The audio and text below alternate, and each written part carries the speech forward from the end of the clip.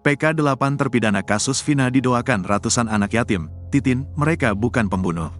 Sebanyak kurang lebih 300 anak yatim mendoakan agar peninjauan kembali PK para terpidana kasus Vina Cirebon dikabulkan. Acara doa bersama ini digelar oleh pengacara Titin Prialianti di rumahnya baru-baru ini. Titin meyakini bahwa para terpidana tersebut bukanlah pembunuh.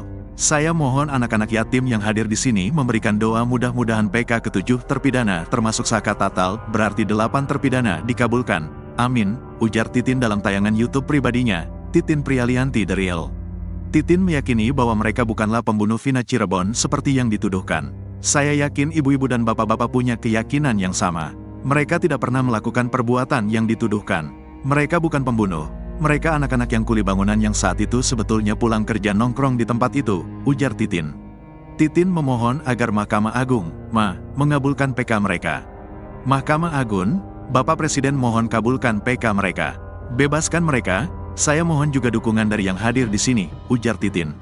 Sementara dalam video lain, Titin Prialianti terus mengkritik Komnas HAM yang baru muncul di kasus Vina Cirebon.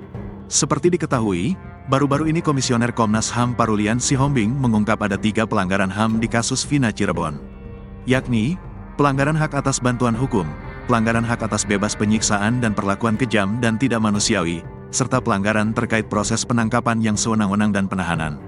Titin Prialianti menilai, walaupun sudah sangat terlambat, namun keputusan Komnas HAM ini suatu kemajuan. Jati diri Komnas HAM sudah mulai terlihat, kata Titin.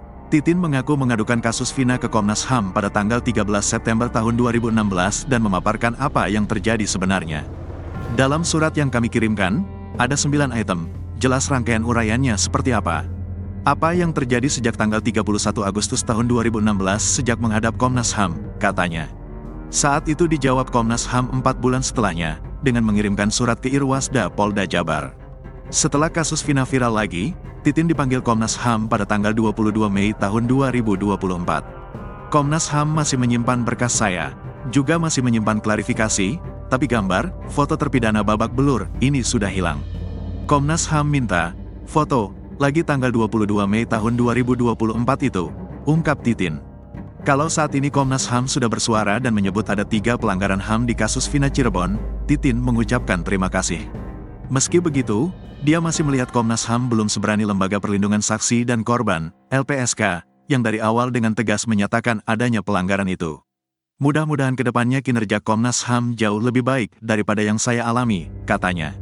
Titin juga masih melihat, saat ini Komnas HAM masih terpatokan pada rilis kejadian tahun-tahun 2016 sampai tahun 2017 di mana peristiwa tersebut dikatakan sebagai pembunuhan dan pemerkosaan. Komnas HAM tidak mengembangkan lebih jauh terhadap apa yang terjadi sebenarnya di tanggal 27 Agustus tahun 2016 tersebut. Harapannya, kalau melakukan investigasi tidak berpatokan pada tahun 2016 sampai tahun 2017. Mudah-mudahan lebih serius dilakukan, dengan mendatangi narasumber yang tidak tersentuh di 2016, tegas Titin. Menanggapi hal ini, Parulian Sihombing mengatakan, pihaknya tidak bisa mencampuri lembaga lain seperti LPSK. Beda karakter Komnas HAM dan LPSK. Komnas HAM lebih melakukan pemantauan, penyelidikan.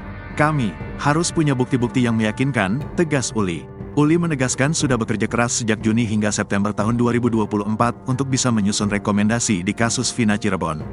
Salah satu rekomendasinya, kepolisian melakukan evaluasi terhadap penyelidikan dan penyidikan baik 2016 maupun 2024. Ruli juga membantah tidak mengupdate kasus Vina. Kami update posisi sekarang, permintaan keterangan saksi-saksi fakta, kami juga update. Konteks lebih mendalam, kami minta ada trauma healing, terutama saksi dan korban. Korban ibunya Vina juga harus mendapatkan kepastian hukum, tukasnya.